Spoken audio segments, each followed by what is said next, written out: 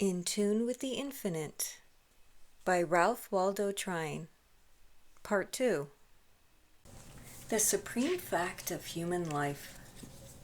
From the great central fact of the universe in regard to which we have agreed, namely, this spirit of infinite life that is behind all and from which all comes, we are led to inquire as to what is the great central fact in human life.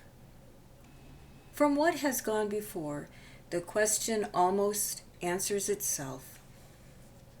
The great central fact in human life, in your life, and in mine, is the coming into a conscious, vital realization of our oneness with this infinite life, and the opening of ourselves fully to this divine inflow. This is the great central fact in human life, for in this all else is included. All else follows in its train. In just the degree that we come into a conscious realization of our oneness with the infinite life and open ourselves to this divine inflow, do we actualize in ourselves the qualities and powers of the infinite life. And what does this mean? It means simply this, that we are recognizing our true identity, that we are bringing our lives into harmony with the same great laws and forces, and so opening ourselves to the same great inspirations as have all the prophets, seers, sages, and saviors in the world's history, all men of truly great and mighty power. For in the degree that we come into this realization and connect ourselves with this infinite source, do we make it possible for the higher powers to play, to work, to manifest through us. We can keep close to this divine inflow, to these higher forces and powers, through ignorance, as most of us do, and thus hinder or even prevent their manifesting through us. Or we can intentionally close ourselves to their operations, and thus deprive ourselves of the powers to which, by the very nature of our being, we are rightful heirs.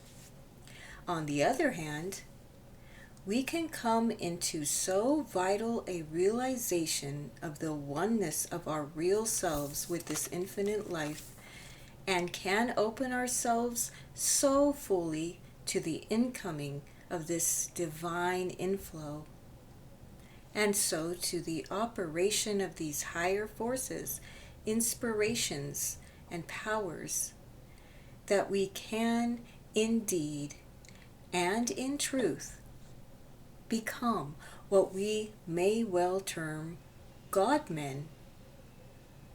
And what is a God-man?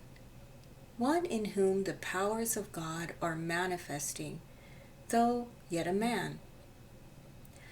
No one can set limitations to a man or a woman of this type, for the only limitations he or she can have are those set by the self.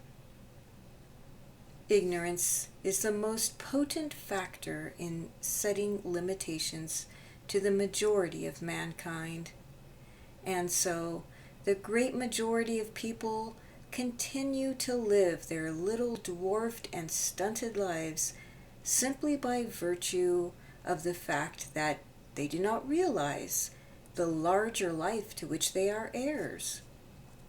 They have never as yet come into a knowledge of the real identity of their true selves. Mankind has not yet realized that the real self is one with the life of God. Through its ignorance, it has never yet opened itself to the divine inflow, and so has never made itself a channel through which the infinite powers and forces can manifest. When we know ourselves merely as men, we live accordingly and have merely the powers of men. When we come into the realization of the fact that we are God-men, then again we live accordingly and have the powers of God-men. In the degree that we open ourselves to this divine inflow, are we changed from mere men into God-men. A friend has a beautiful lotus pond, a natural basin on his estate. His farm, as he always calls it, is supplied with water from a reservoir in the foothills some distance away. A gate regulates the flow of the water from the main that conducts it from the reservoir to the pond. It is a spot of transcendent beauty. There, through the days of the perfect summer weather, the lotus flowers lie full bloom upon the surface of the clear, transparent water.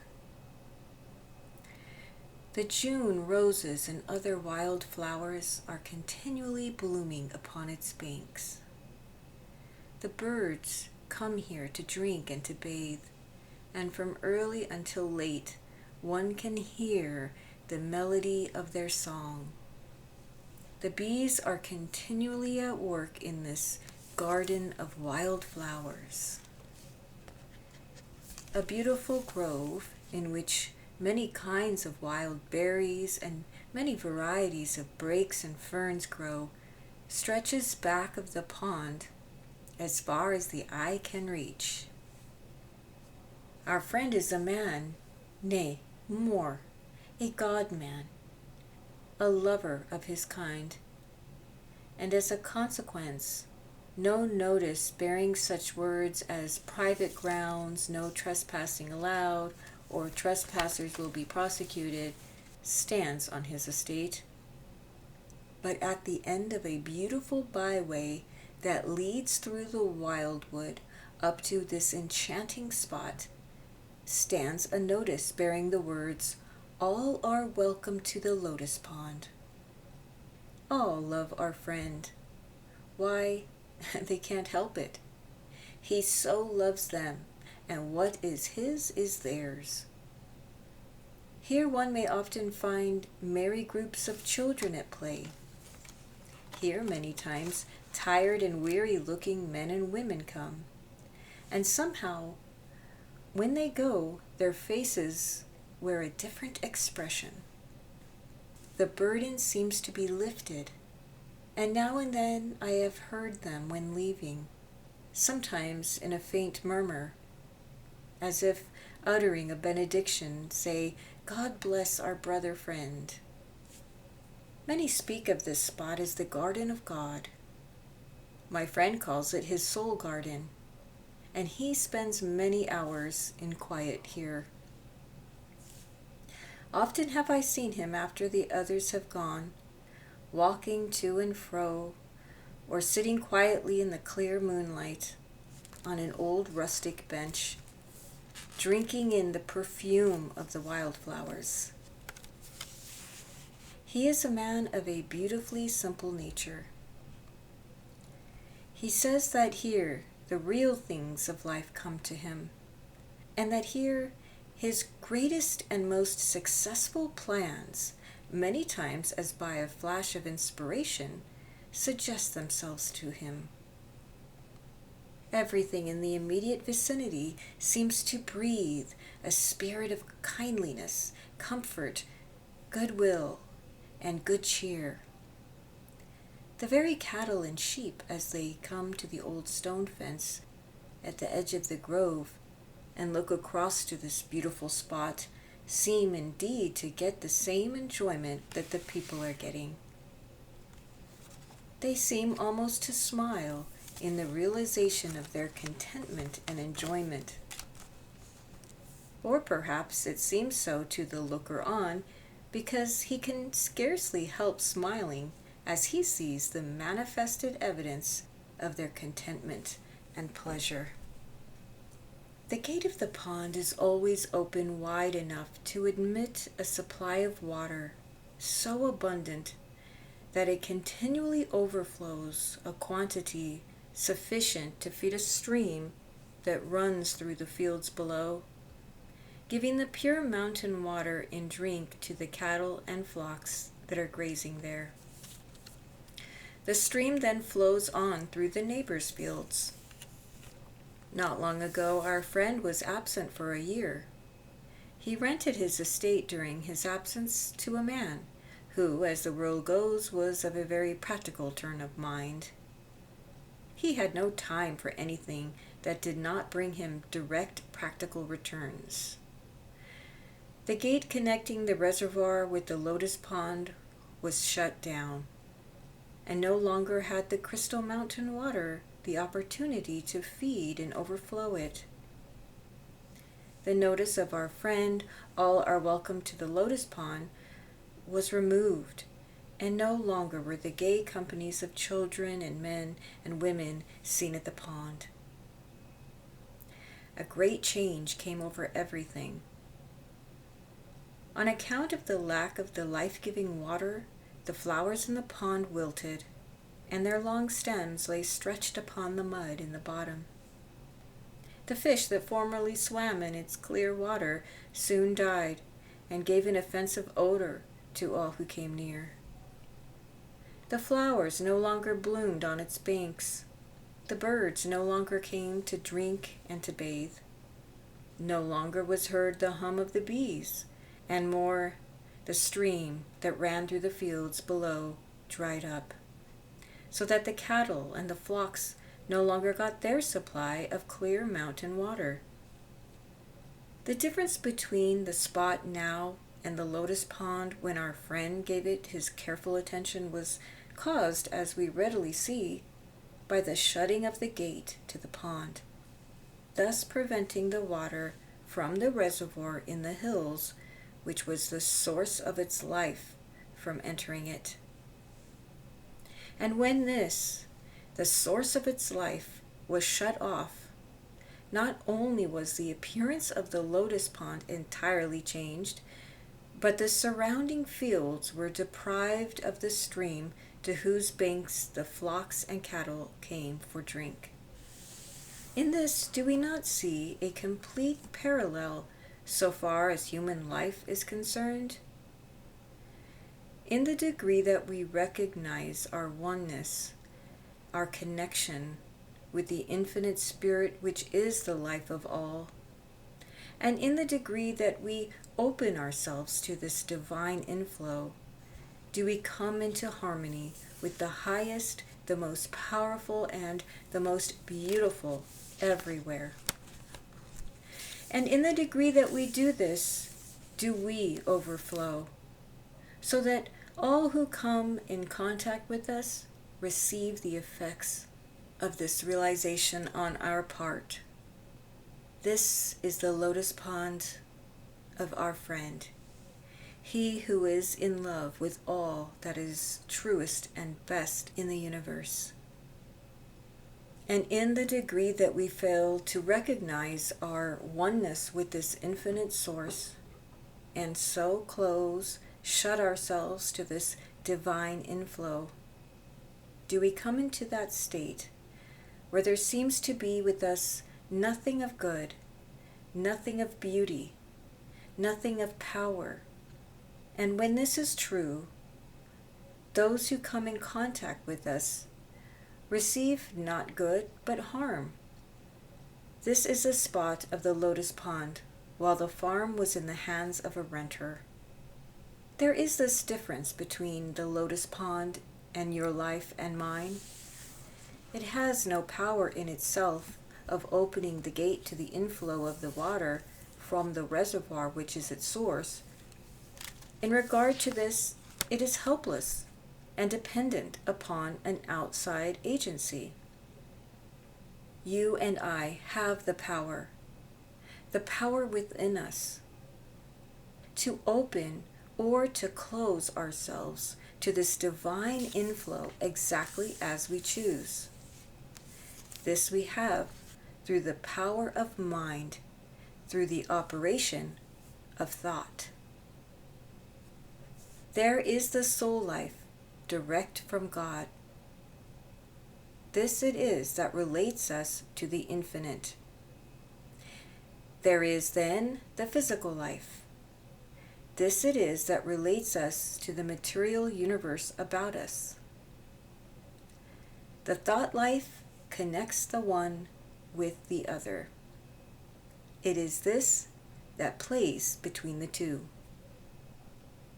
Before we proceed farther, let us consider very briefly the nature of thought. Thought is not, as is many times supposed, a mere indefinite abstraction or something of a like nature.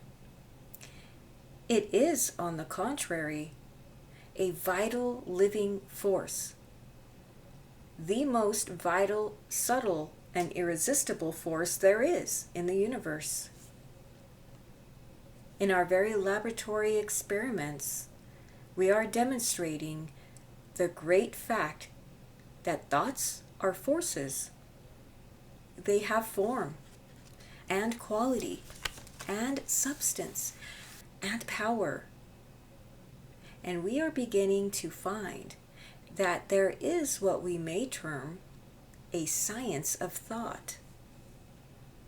We are beginning also to find that through the instrumentality of our thought forces, we have creative power, not merely in a figurative sense, but creative power in reality.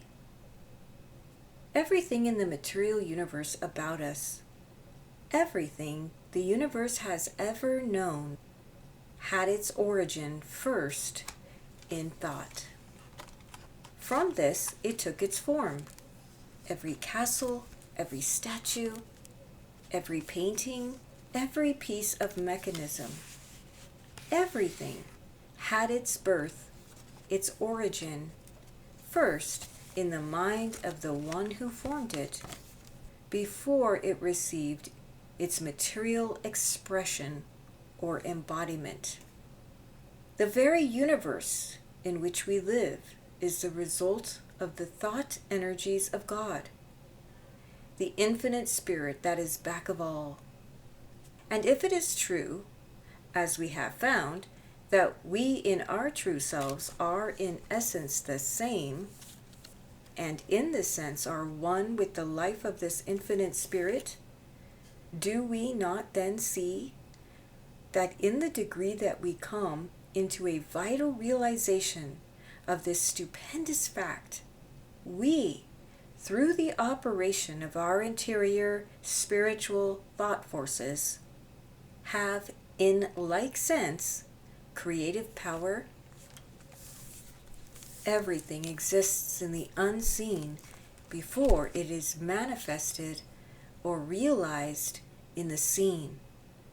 And in this sense, it is true that the unseen things are the real, while the things that are seen are the unreal.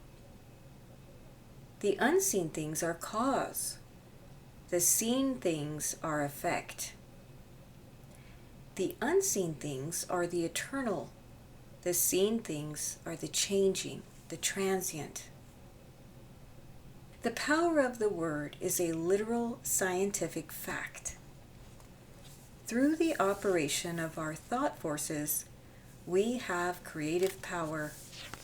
The spoken word is nothing more nor less than the outward expression of the workings of these interior forces.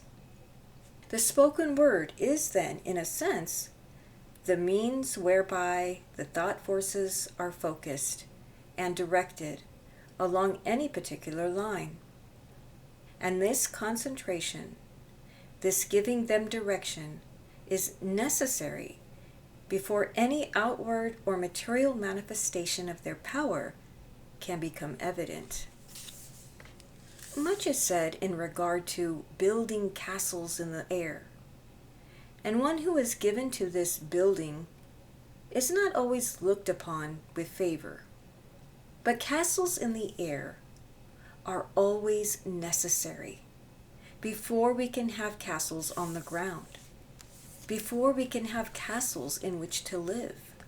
The trouble with the one who gives himself to building castles in the air is not that he builds them in the air, but that he does not go farther and actualize in life, in character, in material form, the castles he thus builds. He does a part of the work, a very necessary part, but another equally necessary part remains still undone.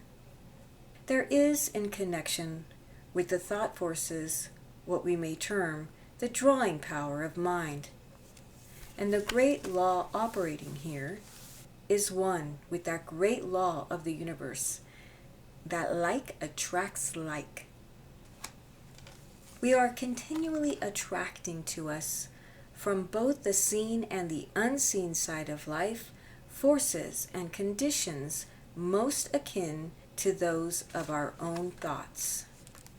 This law is continually operating, whether we are conscious of it or not.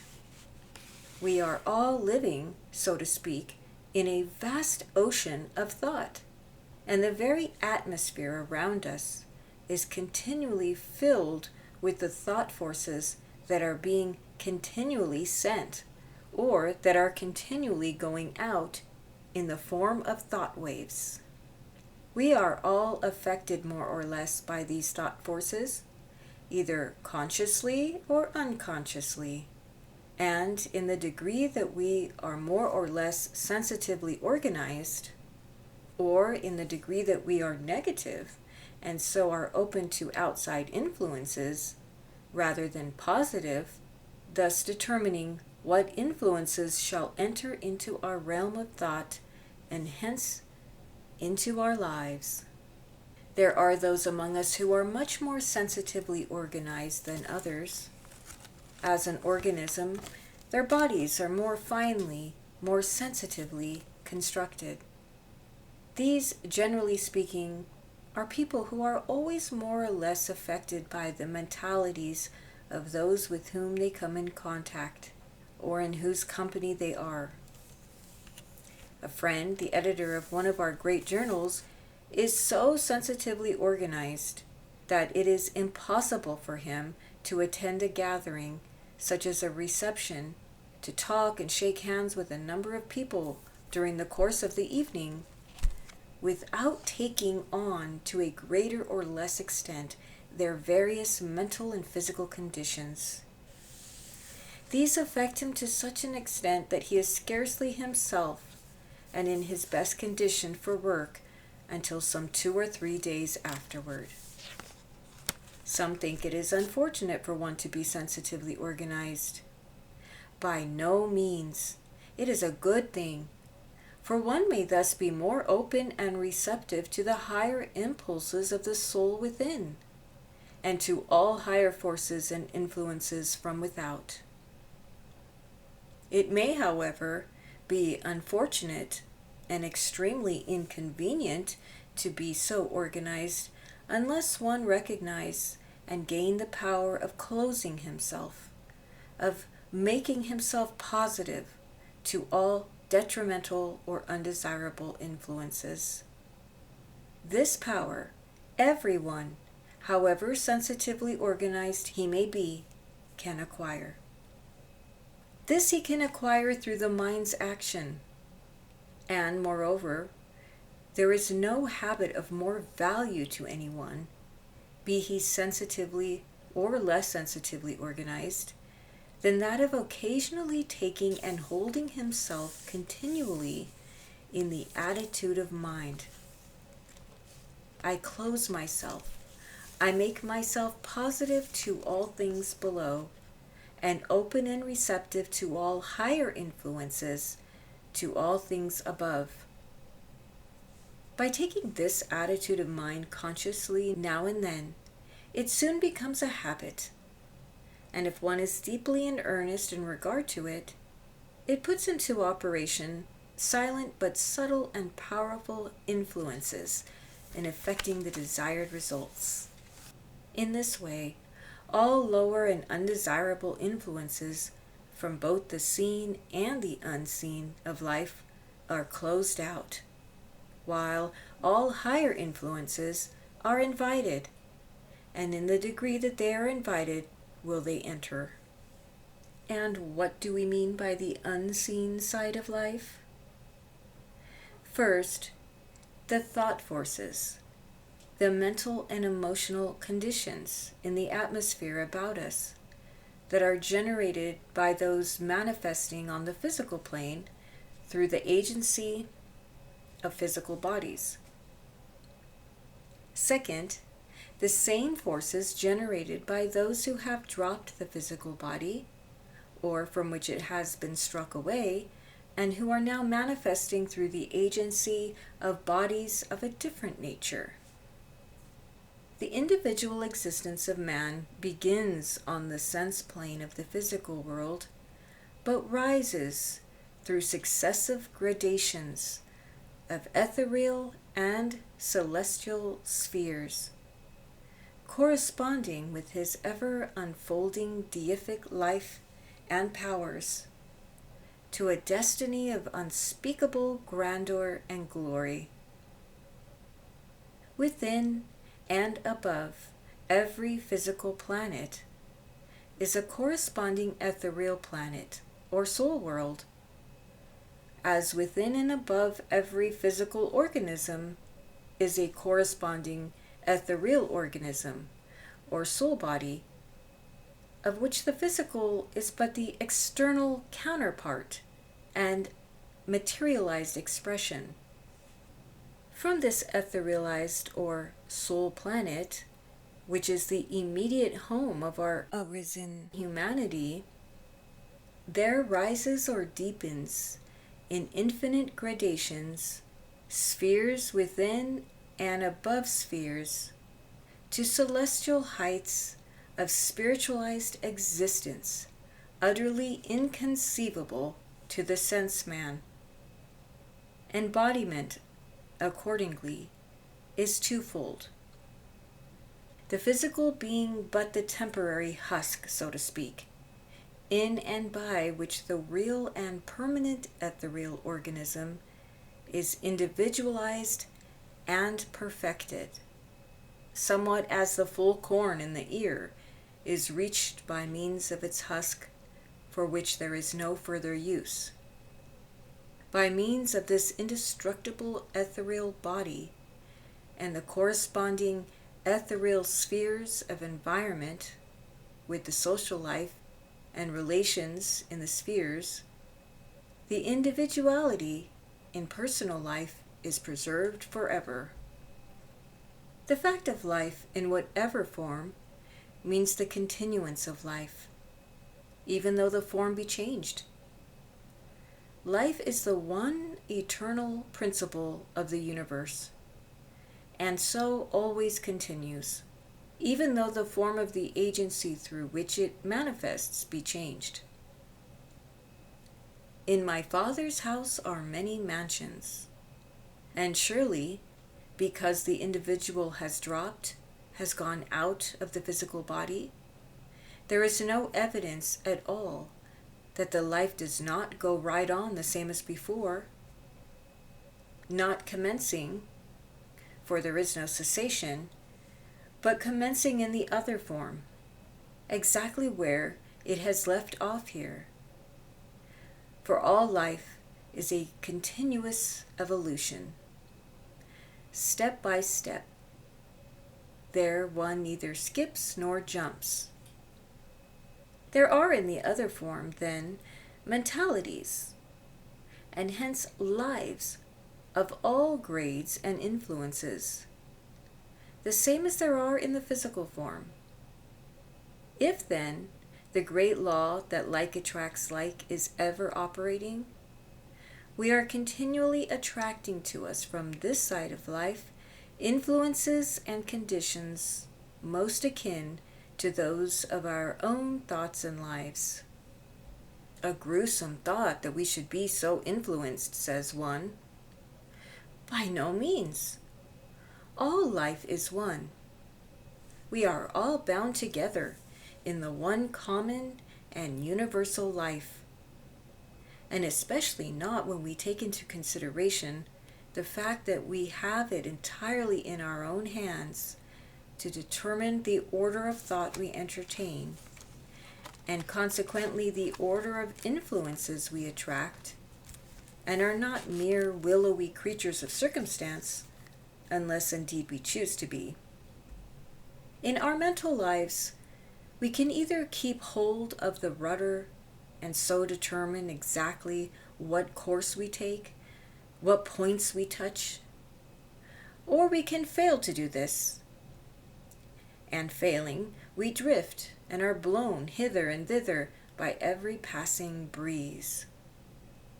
And so, on the contrary, welcome should be the thought, for thus we may draw to us the influence and the aid of the greatest, the noblest, and the best who have lived on the earth, whatever the time, wherever the place. We cannot rationally believe other than that those who have labored in love and with uplifting power here are still laboring in the same way, and in all probability with more earnest zeal and with still greater power. And Elisha prayed and said, Lord, I pray thee, open his eyes that he may see. And the Lord opened the eyes of the young man, and he saw. And behold, the mountain was full of horses and chariots of fire round about Elisha. While riding with a friend a few days ago, we were speaking of the great interest people are everywhere taking in the more vital things of life, the eagerness with which they are reaching out for a knowledge of the interior forces, their ever-increasing desire to know themselves and to know their true relations with the infinite. And in speaking of the great spiritual awakening that is so rapidly coming all over the world, the beginnings of which we are so clearly seeing during the closing years of this, and whose ever-increasing proportions we are to witness during the early years of the coming century, I said, how beautiful if Emerson, the illumined one so far in advance of his time, who labored so faithfully and so fearlessly to bring about these very conditions, how beautiful if he were with us today to witness it all, how he would rejoice. How do we know, was the reply, that he is not witnessing it all? And more, that he is not having a hand in it all, a hand even greater perhaps than when we saw him here. Thank you, my friend, for this reminder. And truly, are they not all ministering spirits sent forth to minister to those who shall be heirs of salvation? As science is so abundantly demonstrating today, the things that we see are but a very small fraction of the things that are. The real vital forces at work in our own lives and in the world about us are not seen by the ordinary physical eye, yet they are the causes of which all things we see are merely the effects. Thoughts are forces. Like builds like, and like attracts like. For one to govern his thinking, then, is to determine his life. Says one of deep insight into the nature of things, the law of correspondences between spiritual and material things is wonderfully exact in its workings. People ruled by the mood of gloom attract to them gloomy things. People always discouraged and despondent do not succeed in anything and live only by burdening someone else. The hopeful, confident, and cheerful attract the elements of success. A man's front or backyard will advertise that man's ruling mood in the way it is kept. A woman at home shows her state of mind in her dress. A slattern advertises the ruling mood of hopelessness, carelessness, and lack of system. Rags, tatters, and dirt are always in the mind before being on the body. The thought that is most put out brings its corresponding visible element to crystallize about you as surely and literally as the visible bit of copper in solution attracts to it the invisible copper in that solution. A mind always hopeful, confident, courageous, and determined on its set purpose, and keeping itself to that purpose, attracts to itself out of the elements things and powers favorable to that purpose.